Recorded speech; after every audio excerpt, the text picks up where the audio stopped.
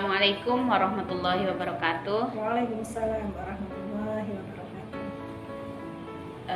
Kita akan menyaksikan praktek coaching antara Pak Haryanto sebagai coach, kemudian Bu Triwahyuningrum sebagai coach.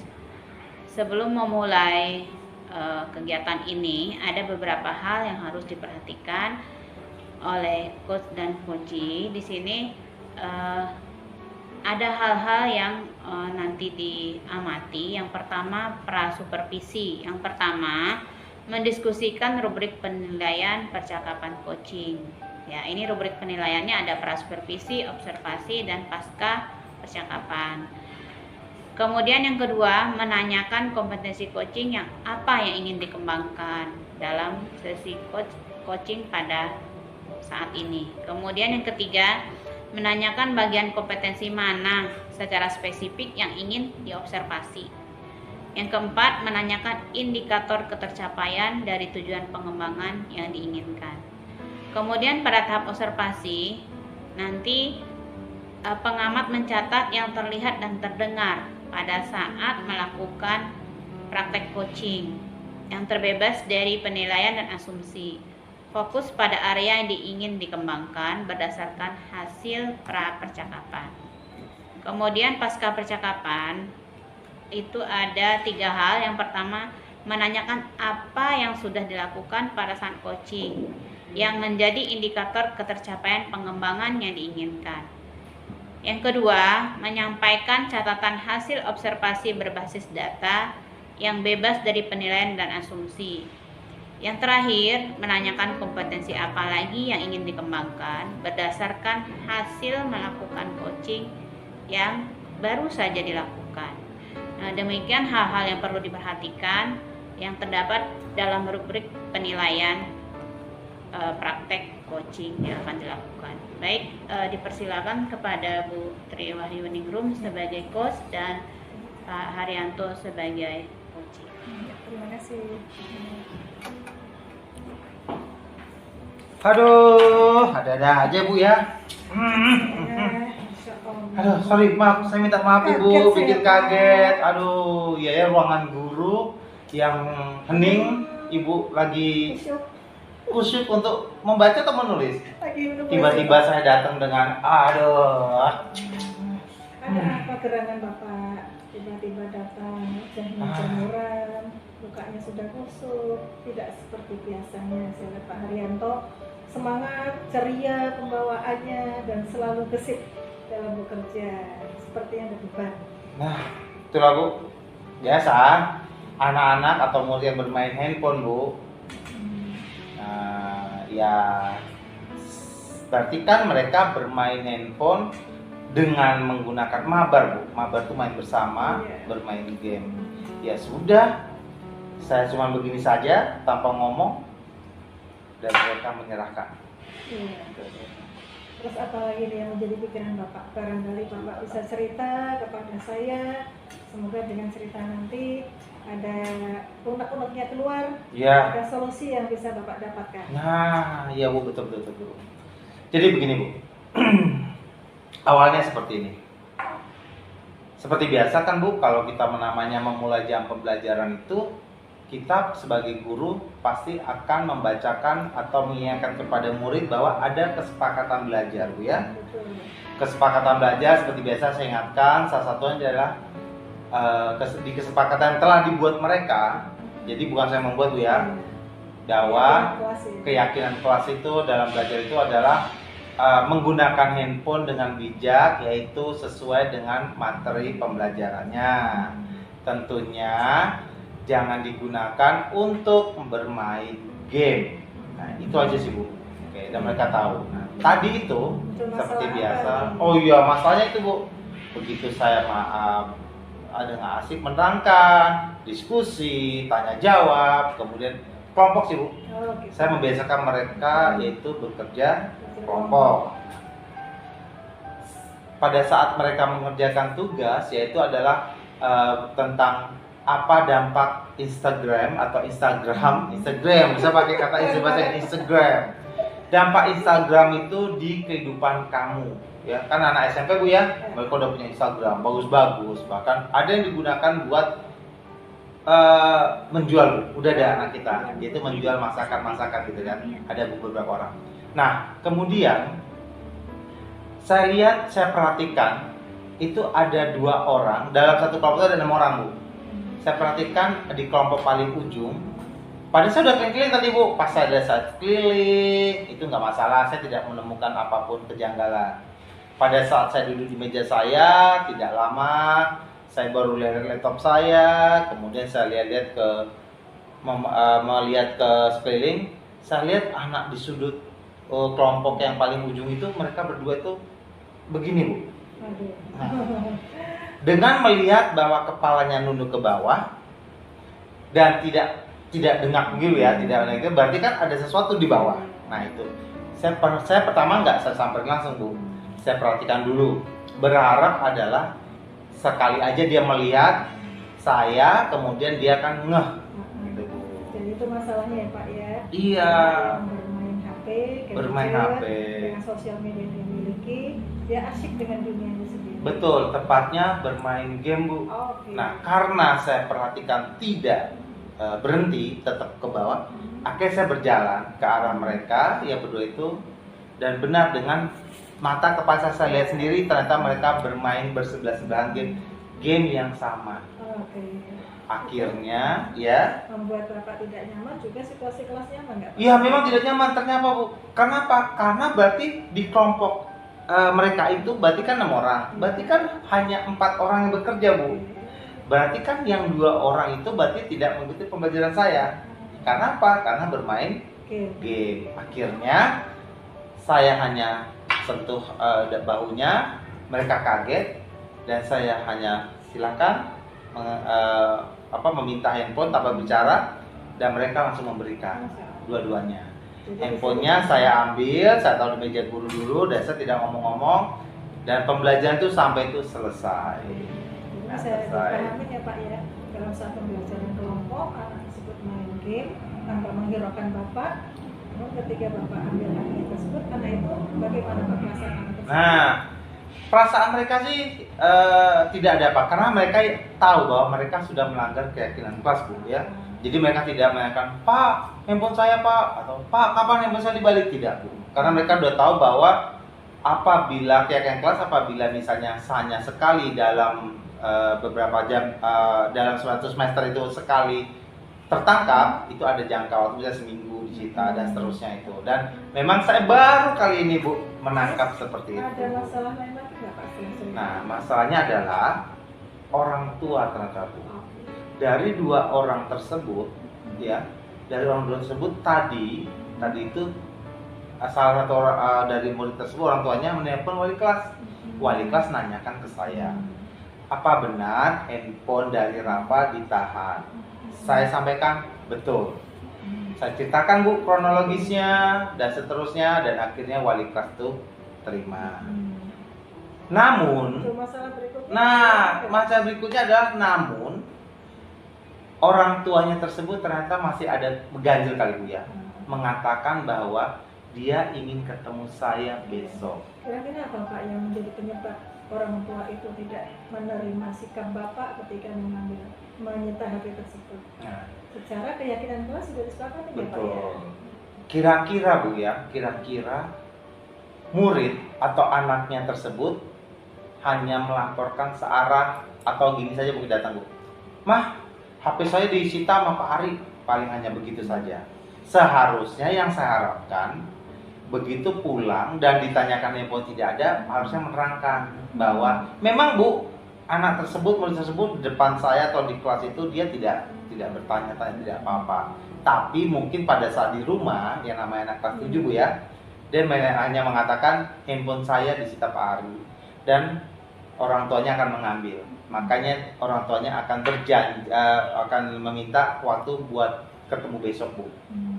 Nah, itu Bu. Pak Ari sendiri punya analisa lain nggak Pak, penyebab selain itu apa sampai orang tuanya merasa ada yang mengganjal dari dirinya sehingga ingin berjumpa dengan Pak Ari? Selain itu apa Pak? Saya yakin paling sebagai orang tua Bu ya, mungkin melihat anaknya yang tadinya begitu pulang sekolah main game atau bermain HP, kok melihatnya mungkin, apalagi kan besok Bu ada Sabtu Minggu misal gitu Bu ya, libur, mungkin nggak tega Bu gitu. Daripada dia meminta punya orang tuanya, jadi coba deh saya akan berusaha meminta. Itu Bu, kemungkinan Bu ya, kemungkinan seperti itu. Saya terpikirkan juga Bu, betul. Begitu Ibu nanya tadi, saya kepikiran, oh iya ya, jangan-jangan orang tuanya kan mempunyai pikiran supaya jangan mengganggu handphone dia sendiri.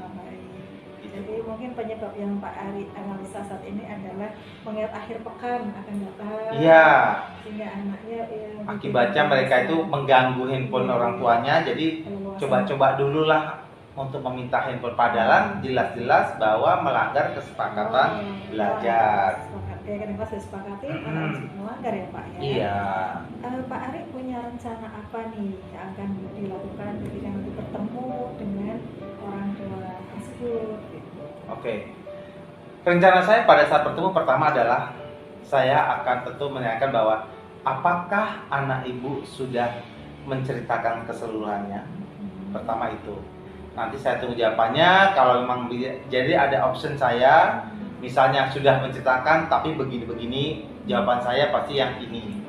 Ada lagi sudah menceritakan, ya tapi ceritanya tidak seperti itu, berarti jawaban seperti ini. Jadi artinya saya mungkin harus mempunyai jawaban opsi-opsi yang lain Bu ya. Jadi saya harus mengeksplor dulu. Kira-kira apa nih pertanyaan orang tua nantinya gitu Bu. Selain itu Pak Ari, bagaimana langkah selanjutnya? Ini plan A-nya, Pak Ari mempersiapkan jawaban kalau orangnya bertanya. Ada pertanyaan, ada persiapan antisipasi lainkah Pak? Ya, kalau untuk mengantisipasi murid bermain game, ya, memang pertama-tama kita beri keyakinan atau mengingatkan kesepakatan belajar tersebut. Ayo dong, kesepakatan belajar ini kita yang buat, kalian yang buat. Berarti kalian yang sudah mendilkan, menyetujuinya, tapi mohon tolong jangan dilanggar atau ayo kita ikutin. Kemudian apabila menemukan orang tua yang kekeh mencoba untuk mengambil handphonenya itu ya, saya pasti tidak akan mengizinkan tuh atau mengembalikan langsung Bu. Kenapa? Karena berarti kalau saya yang melanggar, berarti kan saya melanggar Bu ya, bahwa handphone sudah saya ambil, sudah saya sita, tiba-tiba orang datang saya serahkan, berarti kan saya melanggar juga. Nah iya, jadi kesepakatan dibuat oleh murid tersebut, kok tiba-tiba dengan saya balikan handphone, misalnya sekali ketahuan main game, seminggu disita, tiba-tiba besoknya belum ada seminggu, baru 1 hari sudah saya balikin, berarti kan saya melanggar kesepakatan kelas tersebut gitu Bu. Jadi pasti tidak akan saya kembalikan. Cuman pastinya saya akan mengubahkan alasan-alasan itu supaya kenapa handphone tidak bisa dikembalikan dalam jangka tertentu, agar orang tua murid tersebut mengerti, paham. Bagus, jadi Pak Ari sudah punya plan-plannya ya, terhadap anak, juga terhadap orang tua yang apabila nanti menghubungi Pak Ari. Iya, betul Bu. Pak Ari punya komitmen ya Pak ya? Iya, untuk selalu berjalan sesuai dengan kesepakatan belajar. Oke. Selanjutnya Pak Ari, ada yang saya tanyakan nih Pak. Iya Bu. Dari beberapa rencana yang sudah Bapak utarakan, adakah yang menjadi prioritas hal tersebut terhadap diri anak tersebut nih, 2 anak tersebut yang sudah masuk ke kelas? Langkah apa yang menjadi prioritas Pak? Ya, yang pasti saya ajak ngomong dulu. Pertama meyakinkan. Makanya tadi Bu pada saat pulang selesai pembelajaran saya mengatakan di kelas bahwa kesepakatan belajar sudah dilanggar oleh 2 orang teman kita. Dan saya harapkan yang namanya kesepakatan dibuat oleh mereka sendiri, berarti yuk kita taati ya. Kalau misalnya tidak ditaati, pasti ada konsekuensinya. Konsekuensinya apa? Saya menunjukkan ini HP teman kamu, pasti aman di saya dan akan saya kembalikan sesuai dengan kesepakatan belajar. Jadi di samping memberi pemahaman kepada mereka semuanya murid yang lain, dan juga memberi konsekuensi kepada 2 orang murid tersebut. Jadi menjadi prioritas Pak Ari itu. Prioritasnya adalah pemahaman kepada 2 orang tersebut bahwa kamu telah melanggar kesepakatan kita berarti konsekuensinya adalah ini. Memberikan pemahaman atas konsekuensi ya Pak ya. Betul Bu, betul. Pak Arik, saya pengen Iya. tahu nih terhadap skala anak tersebut menurut Pak Arik berapa penilaiannya Pak? Sikap anak tersebut Pak? Sikap anak 2 orang itu sebenarnya udah tinggi Bu. Sikapnya kenapa? Kenapa saya bilang tinggi? Yaitu sekitar 80 ya, udah 90. Kenapa 80? Kan dia melanggar. Tapi ditunjukkan oleh dengan dia sudah menerima, oh iya saya salah. Oke. Maka tidak menanyakan, iya, jadi tidak menanyakan, mana handphone saya Pak? Kapan dikembalikan? Nah itu saya hargai sikap dia bahwa dia itu tahu bahwa dia melanggar dan tahu konsekuensinya, maka tidak menanyakan lagi kapan handphone dikembalikan. Nah itu, jadi saya yakin Oke. sikap mereka masih bagus. Cuman yang sangat disayangkan adalah mereka bermain game pada saat waktu yang tidak tepat. Kembali ke tadi Pak, rencana yang Bapak ingin lakukan terhadap 2 anak tersebut, apakah Bapak perlu bantuan dari seseorang, entah dari temannya atau dari rekan sejawat yang kira-kira bisa membantu Bapak? Bapak perlu bantuan nggak Pak kira-kira? Oh iya Bu, pasti Bu, yang namanya di dalam pembelajaran kita perlu bantuan Bu ya. Tapi di sini dalam hal 2 orang ini saya menurut bantuan adalah bantuan ketua kelas. Oke. Ya. Ketua kelas. Kenapa ketua kelas saya minta bantuan? Pertama adalah biar menguatkan kembali, memberi penguatan kepada temannya yaitu 2 orang bahwa ini loh ya, karena lu sudah melakukan kesepakatan yang dilanggar, berarti lu harus tahu konsekuensinya. Ya udah, ayo lu bisa pakai handphone gue misalnya kan. Kemudian kita belajar bersama. Jadi bantuannya adalah menggunakan handphone kalau di rumah. Padahal Bu, apabila handphone tersebut saya asihkan misalnya, kejadian juga Bu, pada setelah saya cerita ternyata mereka ada ujian kuis. Nah, itu Nah. dia jadi masalah Pak. Iya, tapi saya beri Bu, saya bilang ke muridnya, silakan ambil handphone kamu, tapi setelah selesai pembelajaran tersebut balik lagi ke saya. Artinya handphone tersebut tidak dibawa pulang. Masya Allah. Nah, jadi seperti itu dan mereka memang melakukan itu. Iya, Sesuai ya, sesuai. Pak, ya. Iya, betul. Mereka Dan saya patut beri jempol kepada ketua kelasnya karena sepertinya mengayomi Bu, Oh. menambah penguatan bahwa iya loh, bahwa ini yuk jangan dilanggar yuk, nanti akibatnya begini gitu Bu. Oke, baik. Oke, bantuannya sangat Dari bagus ketua Bu. kelas yang Ketua kelas. Bapak harapkan untuk Iya. menjadi mitra Bapak. Betul, ya. betul. Ada lagi nih Pak yang saya tanyakan nih Pak. Untuk mentreatment 2 anak tersebut perlu berapa waktu lama ya Pak menurut Pak Hari ya Pak? Ya, sebenarnya untuk membuat anak tersebut berubah atau mengikuti kesepakatan belajar itu memang kita tidak capek atau tidak letih untuk selalu mengingatkan setiap kita awal belajar. Ini loh kita punya kesepakatan, yuk kita ikutin kesepakatan belajar kita. Jadi setiap hari Bu, setiap hari dan harus kita selalu kasih tahu dan treatmentnya ya mungkin saya harapkan dengan bukan saya aja ya gurunya, guru yang lain pun melakukan hal yang sama yaitu mereka kan punya kesepakatan sendiri-sendiri Bu ya, kesepakatan belajar sendiri. Kalau saya begini-begini, kalau matematika begini-begini karena sesuai dengan kondisi mereka. Kan yang penting adalah kesepakatan belajar itu dibuat oleh mereka sendiri. Jadi Pak Hari mengingatkan mereka Betul. memotivasi terhadap keyakinan Betul. kesepakatan yang sudah sepakati. Iya. Iya betul sekali Bu. Menurut Pak Hari, ketika sudah berusaha mencoba memperbaiki anak, apakah ada indikator ukuran keberhasilan Pak? Ya. Sebagai guru saya harus optimis Bu. Harus optimis, pasti ada keberhasilan itu pasti bisa jalan. Meskipun target kita 100 tapi kenyataan keberhasilan 80%, ya saya sudah senang Bu ya. Walaupun naik sedikit saya sudah senang. Nah, yang namanya target atau keberhasilan anak tersebut, saya ingin anak tersebut sukses. Kita menuntut mereka belajar. Kebetulan saya belajar informatika, berarti harus atau minimal tuh mengetahui tujuan pembelajaran hari ini apa. Misalnya hari ini adalah mengetahui dampak negatif dari Instagram. Ya mereka harus mengetahui dampak negatifnya ini dan seterusnya Bu. Itu bagus Pak. Iya, Jadi betul anak betul. mengembangkan potensinya juga ya Pak. Iya, terkait iya, dengan betul. hal tersebut. Nah, iya. Terpikirkan Bu, begitu Ibu nanya kayak gitu terpikirkan oleh saya Bu ya. langsung. Terima kasih pertanyaannya, Bu. Dunia anak-anak nggak bisa lepas ya Pak ya. Iya, betul. Sosial media. Betul. Mereka tuh sebentar-bentar ya kayak separuh jiwa jadi, Bu. Sebentar-bentar pegang handphone, buka media sosial gitu, Bu. Luar biasa nih Pak Adi nih. Iya, Bu. Terakhir nih Pak Adi, Iya. ada yang menarik buat saya nih. Mm-mm. Terhadap komitmen anak-anak tersebut, Hmm. juga komitmen kita sebagai guru ya. Mm-mm. Apabila ada muncul anak-anak seperti itu nih, langkah apa nih yang perlu kita upayakan supaya tidak bermunculan lagi anak-anak seperti itu? Iya, betul. Terima kasih, Bu. Yang namanya anak-anak kan pasti tidak jauh dari game, Bu ya. Betul. Game. Dan mereka mencuri-curi Kesempatan. waktu atau kesempatan untuk bermain game di kelas. Meskipun saya yakin di rumah pun dia mungkin main game terus, Bu ya. Cuman kalau bermain di kelas tuh kayaknya kayak ada kebanggaan tersendiri mungkin gitu, Bu ya. Menunjukkan ini gue udah berhasil dan seterusnya. Nah, itu memang terjadi. Mungkin dampaknya yang maksudnya yang kesialan buat dua orang itu ketangkep.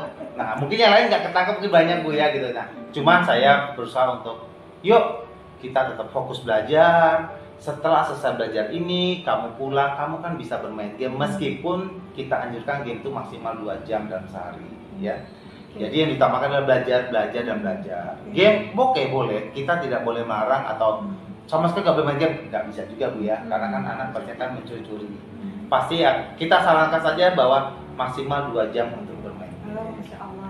Ya, gitu, Bu. Luar biasa nih Pak Adi nih. Ya. Semoga pembicaraan ini bisa memberikan pencerahan ya buat Pak Iya, Hari betul, ya. betul. Pak Hari jadi tadi menceritakan permasalahannya dengan kondisi anak yang terjebak, tertangkap bermain Instagram. Misalnya, Sekarang iya. Pak Hari sudah menyadari bahwa anak-anak juga tidak bisa lepas dari dunia sosial media dan game, dengan iya. games juga. Bahkan Pak Hari sudah memberikan motivasi dan meyakini adanya kesepakatan Iya. belajar mereka yang harus disemangatin terus Oke. tiap hari.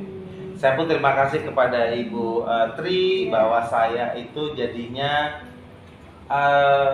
kayaknya ada yang plong gitu, Bu. Begitu saya bercerita kepada Ibu, kemudian dan juga saya akhirnya menemukan solusi saya sendiri ya dengan pertanyaan-pertanyaan Ibu Iya. tadi. Ya, saya terima kasih mengucapkannya, Bu ya. Ya, mohon maaf apabila ada yang kurang. Ya, sama-sama, Saya yakin Bu. Pak Hari bisa menyelesaikan masalahnya lebih bijak. Ya, terima kasih. Semangat. Ya, Semoga semangat. sukses. Semangat. Terima kasih, Bu. Terima kasih Pak. Ya. Assalamualaikum Pak Hari. Waalaikumsalam warahmatullahi wabarakatuh. Iya, baiklah telah sama-sama kita simak praktek coaching antara Pak Haryanto sebagai coach, kemudian Bu Triwayuningrum sebagai coach. Terlihat bagaimana keberhasilan seorang coach memancing solusi-solusi dari coach sehingga dari permasalahan yang ada coach dengan potensi-potensinya sendiri mampu menemukan solusi. Kemudian coach pun dengan sangat lancar seperti air mengalir menceritakan semua permasalahan yang dia hadapi dan menyampaikan solusi-solusi yang telah dia temukan berkat pancingan dari coach yang mengena. Demikian sepertinya sudah sangat bagus praktek coachingnya hari ini. Terima kasih. Wassalamualaikum warahmatullahi wabarakatuh. Waalaikumsalam warahmatullahi wabarakatuh.